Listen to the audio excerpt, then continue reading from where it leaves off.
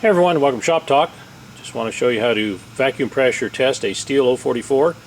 This one, when I ran it, it sounded like it did have an air leak, but after testing it, it was not an air leak. It's in the carburation. Here's the block off right here. These are very nice. And the exhaust is blocked off. Then I have the vacuum on it.